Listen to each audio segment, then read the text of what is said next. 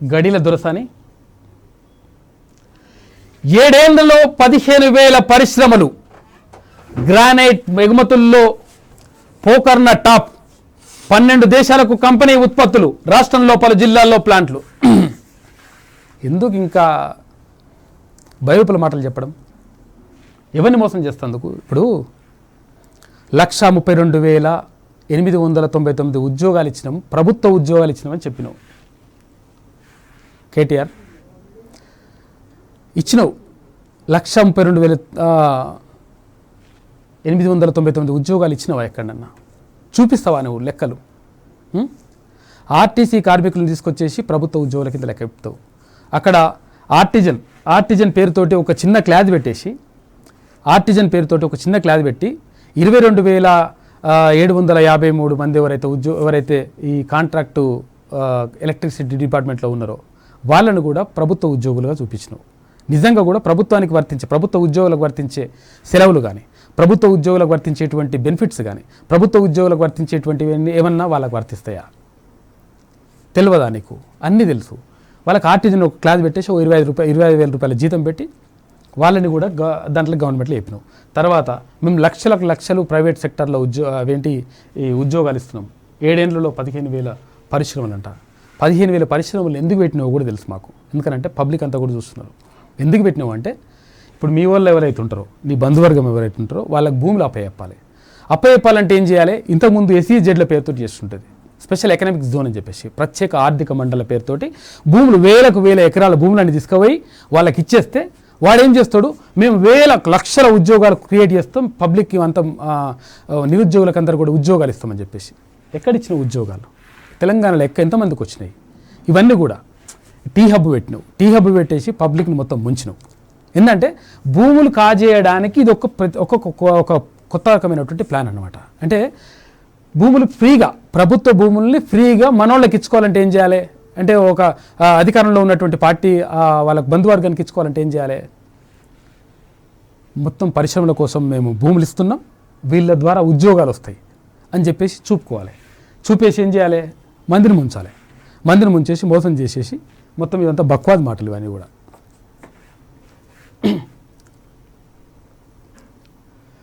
7 ఏళ్లలో 15,000 పరిశ్రమలు అంట. 15,000 పరిశ్రమలు ఉంటే మరి ఎన్ని లక్షల ఉద్యోగాలు ఇచ్చినావు నువ్వు? ఎన్ని కోట్లు ఇచ్చినావు ఉద్యోగాలు? లక్షలు ఇచ్చినావు. ఎన్ని లక్షలు ఇచ్చినావు చెప్పు? ఇవన్నీ కూడా దొంగ మాటలు చెప్పి పబ్లిక్ని మోసం చేయడం.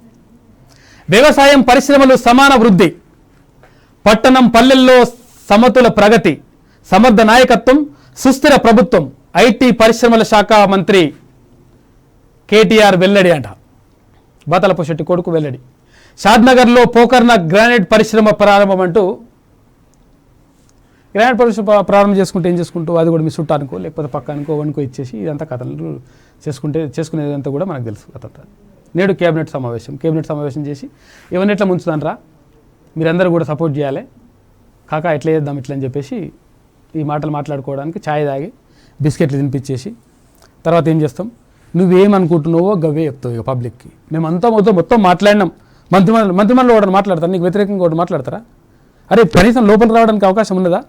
లోపల రావడానికి అవకాశం లేదని చెప్పిండు. ఈటల రాజేందర్ చెప్పిండు. ఆయన ఏమని చెప్పిండు? అరే కనీసం మాకు పోవడానికి కూడా అవకాశం లేదు భయ్, మహమూద్ అలీ ఆయన హోంమంత్రి ఉంటే కూడా ఆయన కూడా బాధపడ్డాడు అని చెప్పిండు. మేము సొంతంగా చెప్తున్న మాటలు కదా, మీ మంత్రిమండలిలో ఉన్నటువంటి వాళ్ళే కదా చెప్పిన మాటలే కదా. ఏం చేస్తావు? చాయ్ బిస్కెట్ తినిపించేసి మంచిగా ఉంది, అంత మంచిగా ఉందని చెప్పు భయ్ అంటే అంత మంచిగా ఉంది కథం. నువ్వే చెప్తే గదేనే కథ. జమైకా థండర్ రన్నింగ్ వండర్ 100 మీటర్ల రేసులో థామ్సన్ మెరుపులు, 10.61 సెకండ్లలో ఒలింపిక్స్ రికార్డు, పసిడి కైవసం అంటూ ఒక వార్తను మనం ఇక్కడ చూసుకోవచ్చు.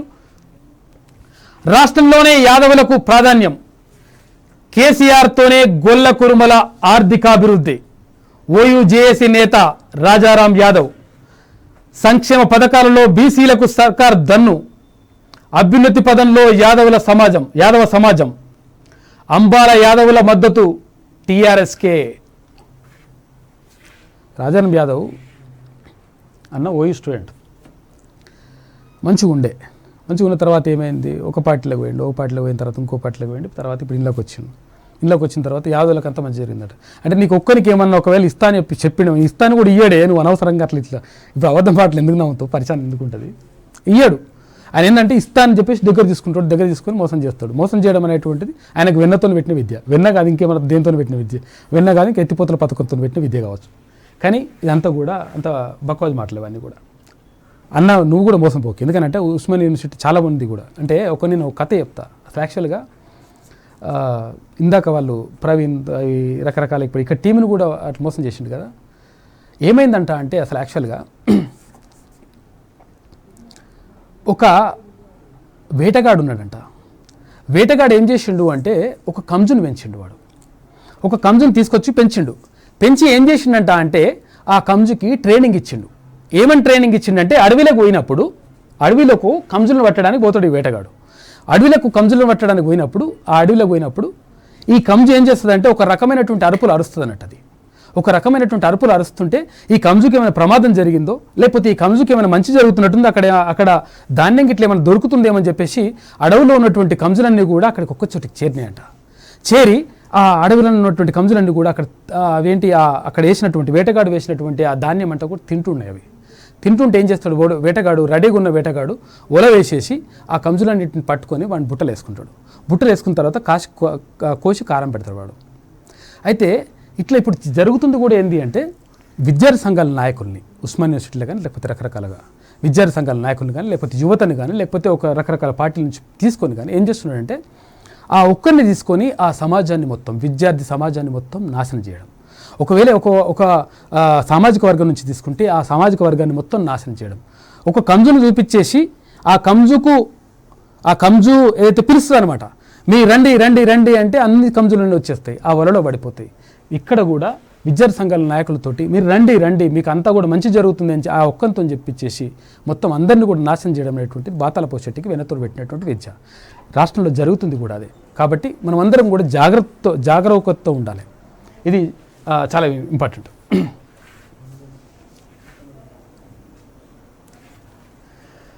నెలలో 1,00,000 సాగు భూమి రిజిస్ట్రేషన్లో ధరణి రికార్డు, స్లాట్ బుకింగ్స్లోనూ జూలై నెల టాప్.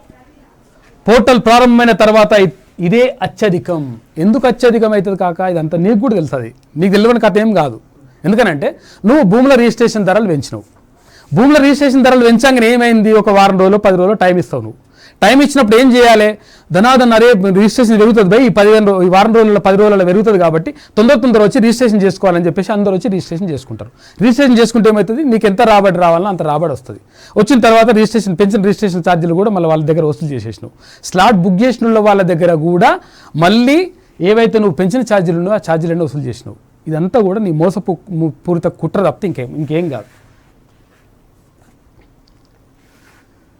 నేటి నుంచి కొత్త రూల్స్,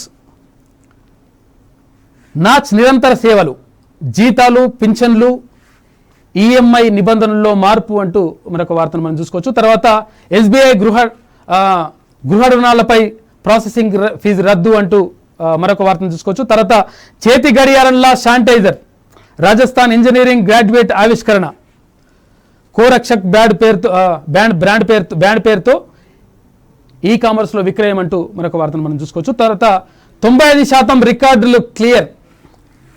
ఎందుకు కావు, ఎందుకు క్లియర్ అయితే అంటే 5% భూములపైనే చిక్కుముడులు, ఒక్కో సర్వే నెంబర్కు ఒక్కో సమస్య, ఆప్షన్లు తీసుకోవడానికి ఇదే ఇబ్బంది, వాటిని పరిష్కరిస్తే 100% లక్ష్యం పూర్తి.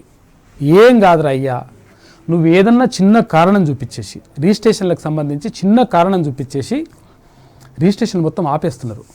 ఆపేసి ఏం చేస్తున్నారు అంటే వీళ్ళు ఎవరైతే డబ్బులు కడతారో, డబ్బులు కట్టిన పైసలు, ధరణి కట్టినటువంటి పైసలు, పోర్టల్లో కట్టినటువంటి పైసలు ఏవైతే ఉంటాయో ఆ పైసలన్నీ కట్టే ఇంకా ఇప్పటికీ సంవత్సరం అవుతుంటే ఆ సంవత్సరం నుంచి ఇప్పటి వరకు కూడా ఎవరి పైసలు రాలే.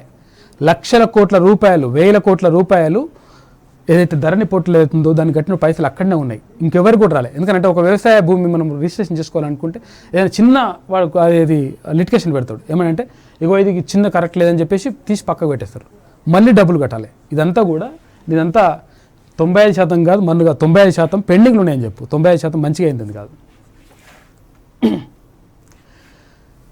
తెలంగాణ పత్తికి మస్తు గిరాకీ, CCIకి అత్యధికంగా అమ్మింది మనమే. రికార్డు విక్రయాలతో దేశంలోనే ఫస్ట్.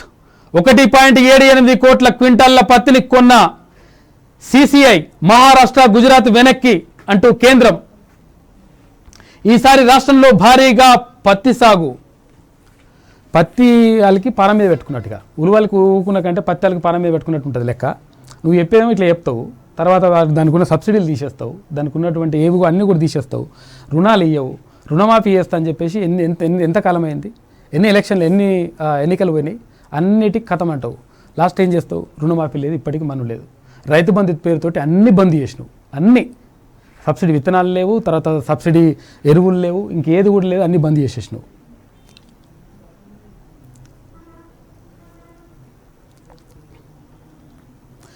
మలేరియా, డెంగీ తగ్గుముఖం. ఆదిలాబాద్లో సీజనల్ రోగాలు పరార్.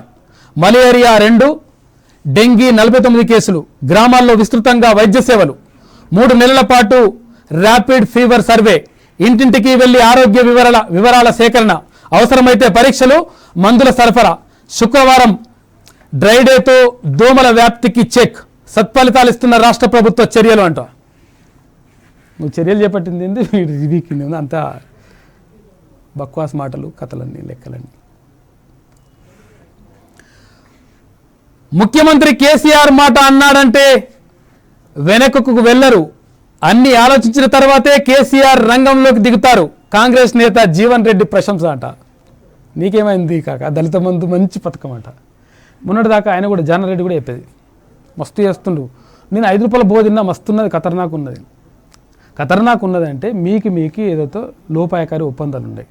మీకు ఏముంటాయి అంటే ఏమన్నా, అరే నా గురించి మంచి మాట చెప్పబోయి అంటే చెప్పుకొని మీ ఆస్తులు కాపాడుకోవడానికి ఇట్లొద్దే. జీవనన్నా నువ్వు కూడా నిజంగా కూడా నువ్వు మంచి ఫైర్ బ్రాండ్ ఉండే, నువ్వు మంచిగా మాట్లాడతావని, పబ్లిక్ గురించి మాట్లాడతావని ఉండే. నువ్వు కూడా ఇట్లా మాట్లాడితే ఇక పబ్లిక్ని మొత్తం మోసం చేసుకుంటే తప్పితే ఇంకేం కార్యక్రమాలు ఏం కనిపిస్తలేవు.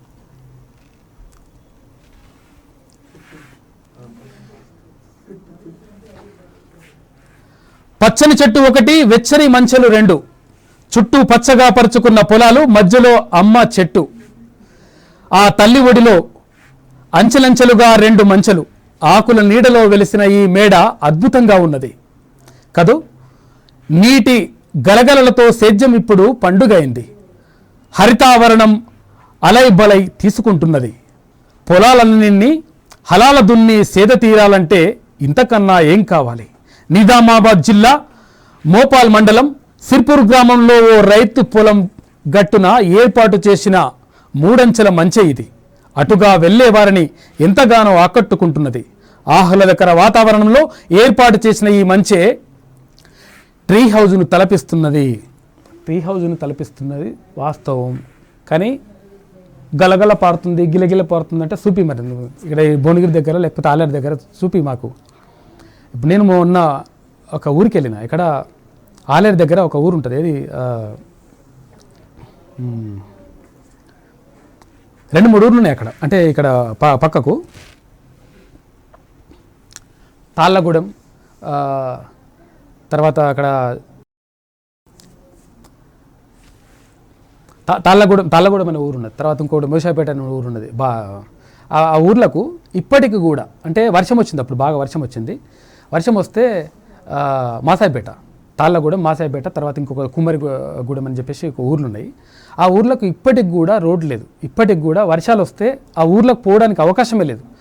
2 వీలర్ కానీ లేకపోతే 4 వీలర్ కానీ ఏది పోవడానికి కూడా అవకాశం లేదు. ఇప్పటికి కూడా ఎప్పుడైతే అంటే స్వాతంత్రం రాకపూర్వము అభివృద్ధి నోచుకోలేదనే పరిస్థితి ఉన్నది కదా, అటువంటి పరిస్థితుల్లో ఇప్పుడు కూడా ఎదుర్కొంటున్నారు. తాళ్ళగూడెం కానీ లేకపోతే మాసాయిపేట కానీ లేకపోతే తర్వాత అక్కడ ఉన్నటువంటి కుమ్మరిగూడెం కానీ. అంటే ఊర్లకు కనీస అవసరాలు, కనీసం రోడ్లు వేయాల్సిన అవసరం కానీ, కనీస అవస్థాపన సౌకర్యాలు కల్పించాల్సిన పరిస్థితి కానీ నీకేం కనిపించేది. అక్కడ ఎమ్మెల్యేలు కూడా పట్టించుకున్నటువంటి పరిస్థితి కనిపించేది. పబ్లిక్ కూడా అందరూ కూడా తిట్టుకుంటున్నారు. అరే ఏంది భయ్, స్వాతంత్రం వచ్చి ఇన్ని సంవత్సరాలు గడుస్తున్నా కానీ మేము అభివృద్ధి అని అనుకుంటున్నాం, ఏం జరుగుతున్నది అంటే ఏం జరుగుతలేదు అక్కడ. దానివల్ల చాలా నష్టపోతున్నారు, చాలా బాధపడుతున్నారు వాళ్ళు. కాబట్టి అటువంటి వాళ్ళ మీద దృష్టి పెట్టు. ఇవన్నీ కూడా ఉన్న చెట్ల మీద ఇవన్నీ చూపించేసి, ఫోటోలు చూపించేసి నీ అంబుక్లకు నమ్మేటట్టు ఏం ఉండదు పరిస్థితి అంతా కూడా. కాబట్టి ఇదంతా కూడా కరెక్ట్ కాదు. కాబట్టి తీర్మాన్ మల్లన్న మీద అనేకమైనటువంటి దాడులు జరుగుతున్నాయి. రకరకాల దాడులు జరుగుతున్నాయి. అంటే ప్రత్యేకంగా అంటే తీర్మాన్ మల్లన్న అనేట ఆయనకు పబ్లిక్లో ఒక ప్రత్యేకమైన ఇమేజ్ ఉన్నది. యువతలో కానీ లేకపోతే ఉద్యోగుల్లో కానీ లేకపోతే పబ్లిక్లో అందరిలో కూడా ఆబాల గోపాలం అందరూ కూడా ఆదరిస్తున్నారు కాబట్టి ఈ ఆదరించే వ్యక్తి ప్రశ్నిస్తున్నాడు. ఏమని ప్రశ్నిస్తున్నాడు? ప్రభుత్వం చేస్తున్నటువంటి అక్రమాలను ప్రశ్నిస్తున్నాడు, ప్రభుత్వం చేస్తున్నటువంటి అవినీతిని ప్రశ్నిస్తున్నాడు, ప్రభుత్వం చేస్తున్నటువంటి ఏదైతే పబ్లిక్ని మోసం చేస్తున్నదో ఆ మోసాలను ప్రశ్నిస్తున్నాడు కాబట్టి, లేకపోతే అక్రమాలను ప్రశ్నిస్తున్నాడు కాబట్టి, ఏదైతే పబ్లిక్కి ఏవైతే కావాలనో, పబ్లిక్కి ఏవైతే హామీలు ఇచ్చినావో ఆ హామీలను నెరవేర్చాలని క్వశ్చన్ చేస్తున్నాడు. తర్వాత ఇవన్నీ చేస్తున్నాడు కాబట్టి ఈయన ఎప్పుడు కూడా మాకు ఒక అంటే పబ్లిక్ నుంచి ప్రశ్నలు రావడానికి పబ్లిక్ని చైతన్యం చేస్తున్నాడు. ఇదంతా చేస్తే మా పీఠాలు ఎక్కడ కదిలిపోతాయో అనే ఒక భయం అనేటువంటిది ప్రభుత్వంలో బాతాల పోషెట్టికి పుట్టుకున్నది నిజమే, అది జరిగేది కూడా నిజమే. ఎందుకంటే పబ్లిక్ అంతా కూడా చైతన్యమయ్యారు, వీళ్ళందరూ కూడా చేస్తున్నారు.